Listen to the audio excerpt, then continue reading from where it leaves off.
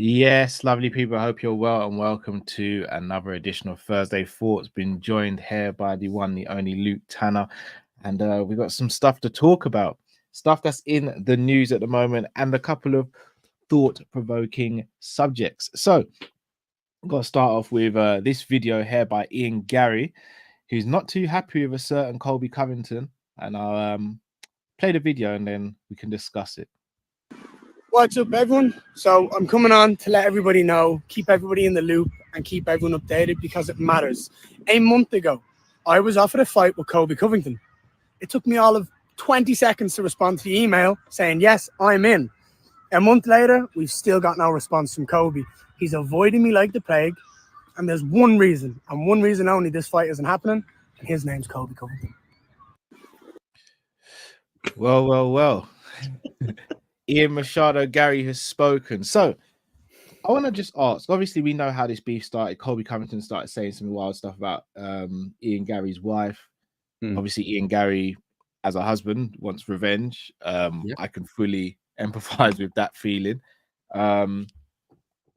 However, Colby's kind of no-sold the whole situation. He came out at the beginning and made a list of demands to get the fight. I think Ian Garry carried out those demands, but Colby still didn't sign the fight. Colby has kind of been silent since his last fight against Leon Edwards, which ended in a loss for him, his third title fight, his third title loss. Do you think Colby will take this fight against Ian Garry? No. Colby's MO is, what's the quickest way back to the title? We're doing the least amount of work. Yeah. I think this is a tough fight for Colby. I wouldn't say it's not a completely unwinnable fight for Colby, but I just don't think if there's a way he can get to the belt without fighting Ian Garry, like I'm looking at the rankings now. Ian 7, Colby 6th. Like Colby beating Garry, does that really do anything for him to get the belt? Does that really, I actually think it could, because who has Colby fought that's active in the UFC, and who has Colby fought that's even in the top 10? No one. No, Colby's got no wins over any active UFC fighter since 2018, I believe it is. That's a horrific stat, considering he's still in the top 6 of the division. Like, he's had minimum amount of fights. He lost his last fight. Like, Dana talks about the rankings. I don't ever hear him talk about Colby Covington still being in the rankings. I mean, what are we doing there? So that's another story for another day. But for Ian Garry, does this fight make any sense? Colby's just coming off a loss against Leon Edwards. I mean, if Ian Garry beats Colby, I don't think anyone's going to go, well, yeah, next title shot. Yeah. I mean, should Ian, and again, I fully understand where Ian's coming from. He wants revenge on Colby. Should be looking a little bit further up the rankings. Yeah, shouldn't he be? Like, surely, because again, all right, obviously Shavkat and Bilal's been made now. But surely if you're Ian Garry, surely you say, I'm number 7. I either want Sean Brady, who's at number 5, Jack Della Maddalena, who's at number 4, or Usman or Edwards. I mean, Edwards for me makes all the sense in the world. Yeah, Edwards is ranked number 1. They had prior issues before, apparently. Both trained at the gym for a short amount of time. Both, well, obviously Edwards is English. Ian Garry's from the Republic of Ireland, but it would do massive numbers in the UK. If they were to do that fight in London or even Ireland, it would do massive numbers. Yeah, 100%. Both the welterweight division, their stocks are pretty. I know Leon lost a bad decision against Bilal, but their stocks are pretty similar at the moment in terms of height. Surely that's the fight Ian Garry tries to make, unless he wants a fight in between, maybe now and I think it'll probably be March when the UFC comes back to London. I think surely you wait for an Usman or an Edwards. Yeah, because because let's be honest, right? I think Gary's looking for a big name because I think he wants to get out of the mind of a pretty poor performance he had prior. Which, let's be honest, he didn't look like he was at that level yet. I swear I did see something on like a Twitter account saying that he agreed to fight Sean Brady in Tampa, Florida, um, like for December 14th.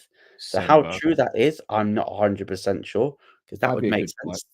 Yeah. Him to headline because apparently it was him to headline with Sean Brady, Tampa, Florida, December 14th. And like, if you want to test where his star power really is, because the UFC probably do see him as a big star, why don't you get him to headline an event like this in Tampa, Florida? But then my only worry is because obviously if they go Florida, you might see a wild Jorge Masvidal in the crowd. You don't want to get Ian Garry pulled into the Jorge Masvidal comeback because that just means that you're so far away from the title. Is that card? Is that that's not a pay-per-view, that's a fight night, right? Yeah, it's a fight night, yeah. I don't think they'll do Garry. I don't know how accurate that is. But that was a report that was floating around. Look, I'm all up for the fight. I'm all up for the idea. I just don't think the UFC would put Ian Garry on a fight night. I think they'd keep him on pay-per-views because he does bring in an Irish crowd. And if the UFC have learned anything, the Irish crowd is one of the best and one of the most loyal and knowledgeable fan bases out there. So you're going to want to try and put an Irish-based fighter on the main pay-per-views. I love that ideally. I just don't think they'll do it from a business standpoint. Kamaru. Like Kamaru, like he wants to come back, wants to prove that he's the big dog. Like there's no fight news for Kamaru. Yeah, like, no fight news for Jack. Like yeah, a little bit. I wonder if it's Kamaru and Jack. I was about to say them in a certain location, but we'll touch on that a bit later on. Very, very true, very true. I mean, just looking at obviously 308 this weekend, 309 is the 16th of November, which headlined by John Jones. Is not going to be on that card. 310 maybe. Jan Figueiredo, Bilal. I mean, could you put him on 310? I mean, you could spin it in a way that he could have a fight on the card, but he's the backup fighter. The thing is, 310 is pretty stacked. I don't know where you'd fit him in. You've got Bilal Shavkat is a main event, Pantoja, Asakura. You've got Cyril Gane, Volk. Then you got Vicente Luque, Nick Diaz, and then you got Evloev and Sterling. Knowing the UFC, Evloev Sterling's headline prelims, baby. I was just gonna say that, and Sterling, as obviously as a Jamaican, I want to see him high up as on the card as possible. But that might be the fight where they turn around and go, "Yeah, we're gonna put you down to the prelims and actually put Ian Garry on the main card if he wants to fight." Would you want to have a main card opener of a Garry Brady, or would you rather have that as an event back end of the year? That's $1 million question, because I do feel like that there needs to be a little bit of movement. I do feel like what's happening with Kamaru and Leon would sort of dictate where's the rest of the divisions moving to, because since Leon's lost the belt, I don't think we've really heard from him. Yeah, he's kind of been radio silent as well. Like, I'm shocked that we've not heard anything from him on the build up to his brother's fight. Yeah, it makes me wonder if Leon has an injury that he's just keeping quiet about. Yeah, I hope he doesn't, but it makes me wonder. But yeah, I mean, Colby versus Brady makes sense. Colby versus Jack makes sense. Colby versus Usman makes sense, and Colby versus Leon makes sense. Colby versus Usman, no, I don't want to see that again. Like Usman's already 2-2, and now I don't want to see that again. No, Garry and Usman. Oh, I thought he said Colby Usman. Sorry, no, Usman and Usman I don't need to see Colby Usman 3. Usman and Garry, so it makes sense. Yes. If I'm going to be honest, Colby and Garry makes the least amount of sense. Yeah. But especially for Garry. And if I'm Garry, yeah, it'd be fun beating someone up who's annoyed you. but you're kind of just delaying your progress potentially, and you could end up in a world where one of the others gets a title shot or a number one contenders fight, and then you're even waiting longer for a fight for the belt. So Or he might lose. Like, he might lose against Colby. The he grappling, could do, yeah, the exactly. wrestling. Like, something that we've not really seen Ian Garry come up against is Yeah, a high-level grappler. Like, I know yeah, that we slag off Colby, his antics, the way he speaks and stuff like that is very disrespectful, but this guy is an elite wrestler, and yeah, I don't think we've seen Garry up against an elite wrestler. yeah, agreed. We will see. We will see. Right. Let's move on to what was announced yesterday, and that is UFC Australia, which will be happening There, mate. in Sydney in 2025, I believe February the 9th, 2025. So that rules out the date for the perceived Conor McGregor versus Dan Hooker fight on the 1st of Feb. Shock. However, you and Jamie mentioned this yesterday. I think it was it on your channel? Possibly. I'll take credit for it. Was it? Either way, it was on one of our channels. Yeah. And we all said Conor would fight Hooker. No, it might have been Tuesday actually. Conor would fight Hooker, but just don't think he would fight Hooker in Australia. No. Do you think that could potentially change? What, Conor fighting thingy in Australia? Yeah. Yeah, Do no. you think he would, No, I don't think so. do you think the UFC would push for it? Because if I'm not mistaken, that if it's the same, no, that was Melbourne. I'm trying to think of where Izzy fought Rob. That was Melbourne, wasn't it? Yeah. No, I don't know think how so. big the stadium is at, or the venue is in Sydney, but they could potentially smash records. Maybe not pay-per-view wise. Well, maybe they could, because they'll probably do what they did to us and just put the pay-per-view at a time that suits the American audience. Yeah. Well, it depends really, because I do think like whoever's gonna headline that will depend on what happens on 308. Because if Robert Whittaker beats Hamzat Chimaev, I know that they promised Sean Strickland a title shot, but you know what the UFC's like. They will rip something away as quick as they can give it to you. And Dricus has already sort of said, like, hey, if Rob beats Hamzat, Rob deserves more of a title shot than Strickland. And I know Duplessis wants to fight in Africa. Probably not going to happen till late in the year. Have Dricus Rob to headline the Australia card, co-main that with. I know Volk said that he wants a title shot, which he's going to get a title shot. Run an interim belt.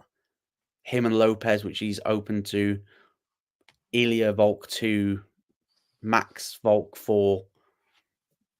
So Volk's fighting for a belt on that card. It's just which type of belt is he fighting for? He even said lightweight belt. And I was like, Well, no. I mean, Diego Lopez has already said he'd be up for that, and I'll be honest, him versus Diego Lopez would be a banger of a fight. Banger co-main event. Who else do you think could be on this card? Do you reckon Izzy could be on this card? Do you reckon? I think Tai Tuivasa will probably be on this card, barring any injuries or anything else. Jack Della Maddalena on the card. Him versus Colby. Him versus Colby. Him versus Usman. Him versus Brady. Any one of those fights would make sense for Jack. Yeah. I do think we would see Dan Hooker on this card. I think we could see him against Justin Gaethje rather than Conor. I think the Conor fight. I think Conor's Conor. I just don't know whether or not he's gonna fight this early into the year. May see like Jalen, not Jalen Turner. Maybe a Brad Riddell return. Could see Izzy fight. Who would you pair Izzy up with though? If Hamzat loses, run Izzy Hamzat on that card. Do you think of a press conference?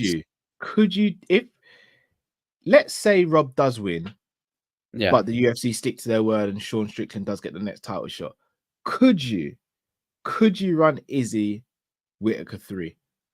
It needs to be a 5-rounder, and if you're could it be a 3-rounder? Could be a 3-rounder, but if you're that running, changes the story for me.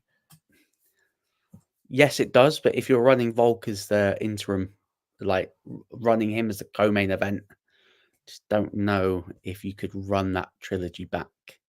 Even though I do think that Whittaker may be Izzy this time. I just don't know. There are a lot of options. There are. Lot of options. There are indeed. Speaking of options, one of the things that UFC 5 was criticized for is not having enough fighters. Now, UFC 6 has been announced to be being released next year. That is 2025. However, there's not been an actual date yet, but fans are very excited. Gamers are very excited. I'll be honest, even I'm excited, and I've not even got a console, and because I'm looking to start playing the game. Luke, you're someone who plays the game. Yeah. If I was to ask you 3 improvements you'd like to see from UFC 5 to UFC 6, what would they be? I've not played UFC in a while, so I'll just remember the clinch system needs changing. 'Cause I do think that's not very good. Trying to think, it's been ages since I played it. Just trying to think what issues I had with it. Issues with the grappling, about doing the takedowns and stuff like that. I did find that fairly difficult, and probably make the storyline a little bit more complex, because obviously you can build a fighter, run through the careers, really like make the fighters' accents like them rather than your generic video game. Like I had Khabib with an American accent. No Yes. way. Yeah. Yes, I did. So maybe like try and get more authentic, like get their actual voices when they're doing interactions with and stuff like that. Fairs. So another thing that everyone looks forward to is who's going to be on the cover. There's a little bit of a curse of the cover fighter as well. But we'll do that. The cover fighter curse. Yeah, we'll do that on another show. If I was to ask you 2 men to feature on the cover with 1 woman, who would your choices be? Oh, what, a man and woman? 2 men, 1 woman. 2 men, 1 woman. Well, one would be Pereira. Alex obviously is the first name. Alex Pereira is like the number 1. I'm just trying to think of another male fighter. That's the thing. The rest of them don't have that aura, the star power. Not a certain Tommy Aspinall. Possibly, but I don't want to dog him with that curse. You know, I don't want to dog him with that curse. I don't know if would you go over Islam Makhachev? Possibly Islam, Pereira, and then I don't know whether you want to run Valentina again. Maybe Kayla Harrison. If she don't wins, know. she'd have to win the belt though for me. Yeah, or Ilya. Ilya would be one if he. Ilya if he wins, or what about Max if he wins? Max if he wins. If Amanda Nunes is coming back, they have Amanda Nunes on it. I think whoever's the cover would be telling. Like if you get a retired fighter coming back on the cover, that's sort of telling that they're going to make their return. So maybe an Amanda Nunes, or what about Wei Li? Wei Li's a pretty big star. Yeah, pretty big stuff. Not really heard much from her since she won. I know we haven't heard much from her. I feel as though she's waiting for. I think Tatiana Suarez is fighting pretty soon. Yeah, once she beats Tatiana Suarez, then there's only one fight that she needs. You think she beats Tatiana? I think it'd be difficult, but I think she could get it done. But I think she's after that super fight. She's after that Shevchenko super fight, which is we need to see that. We do need to see that. Yeah, we need to see that. That'd be interesting. But yeah, for me, it'd be Aspinall. I'd probably go Islam Makhachev, and at the moment, probably Wei Li. Yeah, don't want to have Valentina on the cover twice. Sorry, Jamie. Yeah, no, I agree. And Jamie's not here, so we can speak freely. So take advantage of it while we can, innit? I quickly just want to do a couple of predictions with you as well. Got UFC Fight Night this weekend. I just want to do the co-main. In fact, we got Jake Hadley on this one as well, so hopefully he picks up the W. Just want to do a co-main and main. So co-main is Rob Font versus Kyler Phillips. I'm leaning towards Rob Font here. I know Kyler's got a good record and he's a good fighter. I'm leaning towards Rob Font. When he gets his boxing going, he's tough to deal with. When has Rob last fought? Actually, I'm checking this. I feel like he's been out of action for ages. He might be. Gonna have a look. He's on the back of 2 back-to-back losses. Yeah. At the moment, if my computer So he lost to Figueiredo by decision and lost to Sanhagen by decision. 2 great fighters. So out of his last 5, he is 1-4. But who's he fought in his last 5? Because I think you'd have said Jose Figueiredo, Aldo, Sanhagen, Marlon Vera, and then beat Marlon Yanez Vera. by KO. Yeah. He's not fought since he hasn't fought since December. Yeah. Is Kyler Phillips any better? I want to see who he's lost to. I've got both their records up. He's only lost by decision, Kyler Phillips, and literally his big win. He's got 2 wins. He's got wins over Yudong back in 21 and Pedro Munoz are probably his 2 outstanding wins. I'll give it to Kyler Phillips. I'll edge it to him. Fair dues. And then for the main event, you got Michel Pereira, one of the most exciting fighters on the roster, going up against Anthony Hernandez. I'm going to edge it to a guy that captivated me the second he's made his debut, and that is Anthony Hernandez. Because when he made his debut against this absolute beast of a Brazilian who was like a jiu-jitsu world champion. Yeah. You know, the second he gets taken down, Hernandez is done. Literally, Hernandez takes him down, submits him like that. Subs him, yeah. Yeah, subs him literally like it was that. actually crazy that he did that. I was like, what? What? Is Brazilian Jiu-Jitsu overrated or something? Yeah. But he just took him down with ease, submitted him like he was literally built, muscle bound and everything, and just beat him like boom. His last loss actually came in 2020 against Kevin Holland. Since then, he's beaten Rodolfo Vieira. That was the guy. Rodolfo Vieira was the guy that he Barrio. He's beaten Edmund Shabazian. He's beaten Roman Koplyov. Like, he's on a good little fight streak at the moment. Michel Pereira, on the other side of that, moved up from the 170-pound division after missing weight against Wonderboy. He last lost.